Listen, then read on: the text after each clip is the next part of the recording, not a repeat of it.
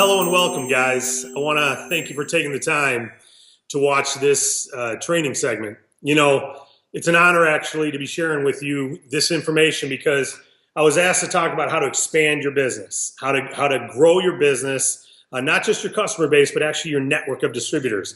And that's something I'm very passionate about because years ago, about 20 years ago, someone introduced me to this industry. And it was at that time that they taught me how to grow my business, my network of distributors, and that introduced me into a freedom. It introduced me into a way of living that I could work from my home.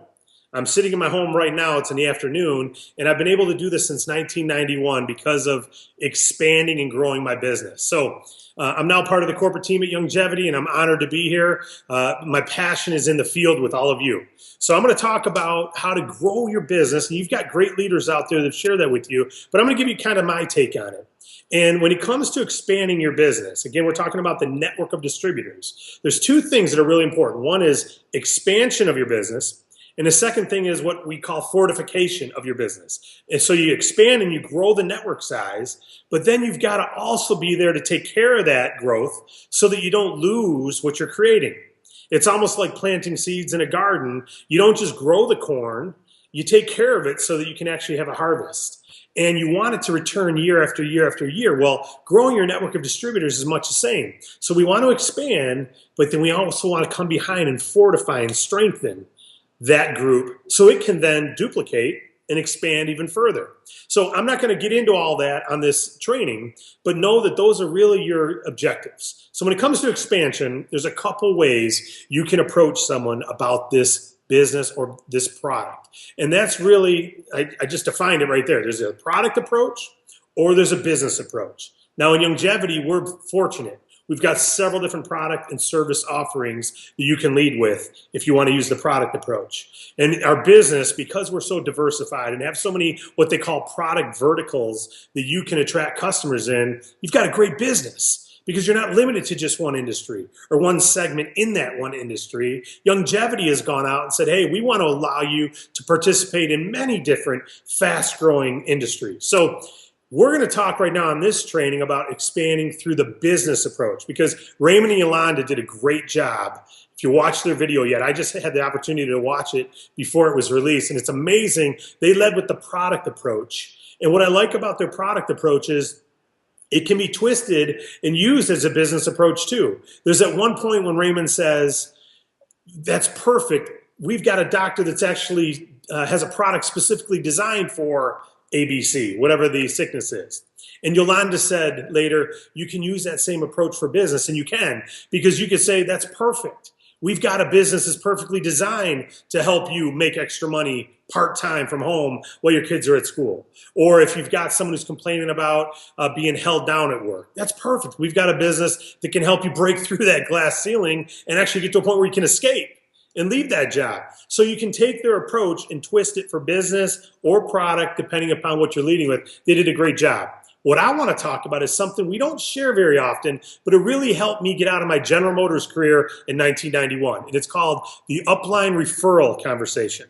And what that is when you actually take the time to contact people in your team's prospects, or people in your upline call your prospects. Now it's only a small portion.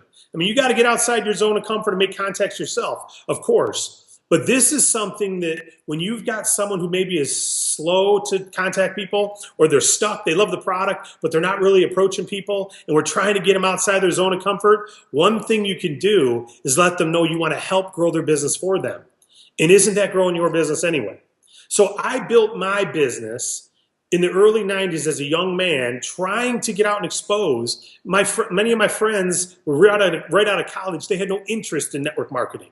They didn't know about entrepreneurship, and they weren't interested in it. So I would use an upline referral script, and I'd let my sponsor use an upline referral script to call some of my prospects that I didn't know real well. And I would call their people's people, etc. So I want to give you an example of how this works. It's really simple, but I'd ask you this. Would you, if I told you I will call people for you, and I promise you I'll get 4 or 5 out of every 10 I call, they have some interest in learning what we're doing, would you give me 10 names? Because if you would give me 10 names, I can turn that into 4 or 5 people watching a video, attending a presentation, going to your website, getting on a 3-way call with you and I. And that's really what we're trying to do here is expand your exposures. So you keep approaching them the way Raymond and Yolanda said, but this is a way to help approach people in your team, someone new on your front level if they're going slow. This is what you say. Tell me if this is just, we've got a script for this, but tell me this doesn't make sense. If you were to give me someone's name, let's say her name is Marcy, and you work with her now at CVS, and you both work at CVS, and she's a pharmacist assistant, and you worked with her for years, and you think she's likable, she's friendly, and she's into taking care of people. She's got a good heart. You would tell me this, and I would ask you some information, and I would simply reach out to Marcy by a phone call. And I call Marcy, and I get her, she answers the phone. And let's say your name's Tom. Hey, Marcy, how you doing? This is David Rutz. She answers, you don't know me directly, Marcy, but I was actually referred to you by Tom. You know, Tom Myers, he said he worked with you at CVS. Yeah, well, Tom, he said a lot of great things about you, by the way. Tom is someone who started working with our business recently, and I'm responsible for helping to expand and grow our business here in the Midwest. And I asked him, because of who he was and his confidence and how he carried himself and how likable he is, I asked him if he knew of any other people similar to him, that people he worked with in the past or people he went to school with that might have the same type characteristics, because we're looking to grow. And Marcy, he mentioned your name. So I thought I would just call you to find out, you know, I know you're still at CVS, but I thought I'd call to find out if, in addition to what you're doing, if you might be interested in taking a look at what we're doing, so a way you can supplement your income and maybe even replace what you're doing right now full time. Are you open to hear what we're doing? Now, at that point, Marcy's going to say one of 2 things. First of all, she was approached. Marcy wasn't approached until that call happened. So will she say no a lot of times? Of course. Will that affect me? Not at all. I don't know Marcy. Will I move forward and make the next call? Absolutely. Would you? If you call your friend Marcy and she says, no, what are you doing? I'm not interested. She's not going to talk negatively to me, but she might to you. Maybe not. So what we teach is you overcome. I've never had a real negative experience on a phone call, but would she be willing to be negative with me? Probably not. She doesn't know me. She may be a little more opinionated with you, maybe not. So what we say is, if she said no, this is how I'd respond, by the way. First of all, she's now an approach, so we're halfway there. But if she said no, I'm not interested, I say no problem. I tell you what, you may want to thank Tom. He said great things about you. He thinks highly of you, and if anything changes, reach out to him. He's doing real well with us. And I leave it at that. There's no convincing. If she says, well, maybe, what's it all about?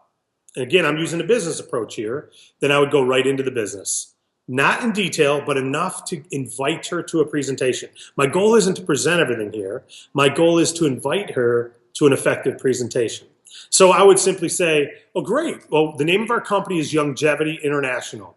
We're a multinational, publicly traded company, actually, Marcy, and we're growing all over the world. In fact, we're one of the fastest growing companies right now in the direct selling industry. And we're looking for people that want to help us lead and develop others and help us distribute amazing products and services. So I don't hold back what we do. This is off the script now. I don't hold back what we do because the reality is we're sorting here. We're sorting for those who this might be the right thing for them. Some people say, don't tell them what they're going to see, or don't tell them. My purpose for here is to sort through good quality people who want to do what we do and do it in a way that they'll be comfortable for us doing it for them later.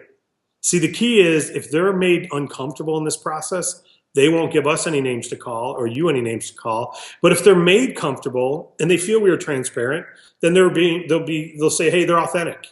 I don't mind if you call people for me as well.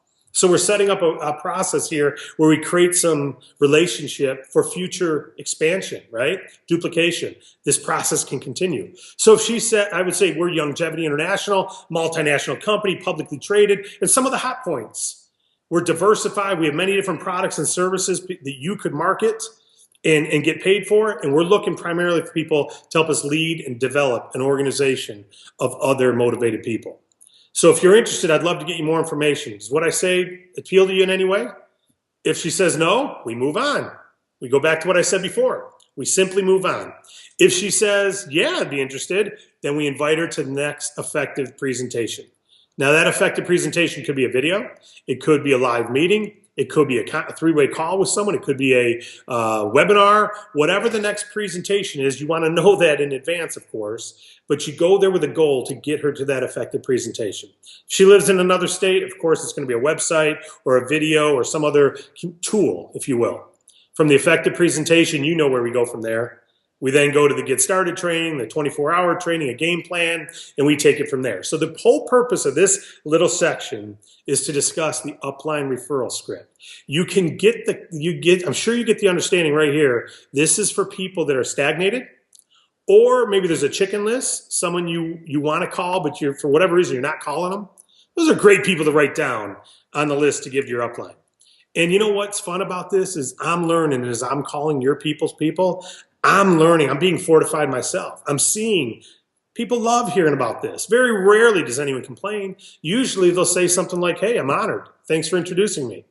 And so I'm being fortified. We're expanding your business. You're getting a new frontline out of this, which is helping my team because if you're in my team. And so we can see how this can duplicate large numbers of people.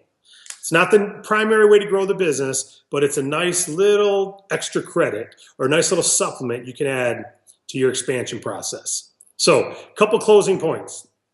Number one, the process, I call it the 3 Ps: presentation, project, plan. What I mean by that is someone goes through the presentation. Every time I'm at a public presentation, I'm thinking, I'm sorting. Not only are they just interested, but now I'm sorting who's interested, who's serious.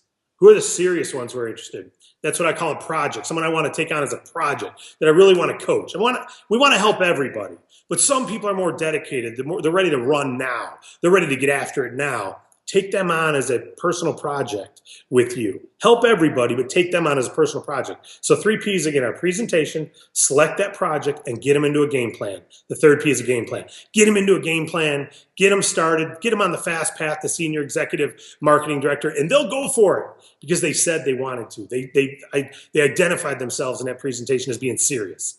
So we always ask questions in a presentation during the close. If anyone is serious, please let us know. If you're serious about getting off to a fast start in this business, let us know. Let the person know who invited you. And that's how you can identify those projects are. So the 3 Ps, presentation, select your project, get them into a game plan right away. And you've had some great trainings prior on the first 24 hours and how to get people started. And then the last thing I'd say is make sure, you've heard goal setting is important your whole life, I'm sure, but it's funny how many of us will go through a day without setting a goal for their business. This is a business. If you walked up to Subway at 5 o'clock in the evening and the store was closed, you'd shake your head. You'd wonder what that owner was thinking or doing.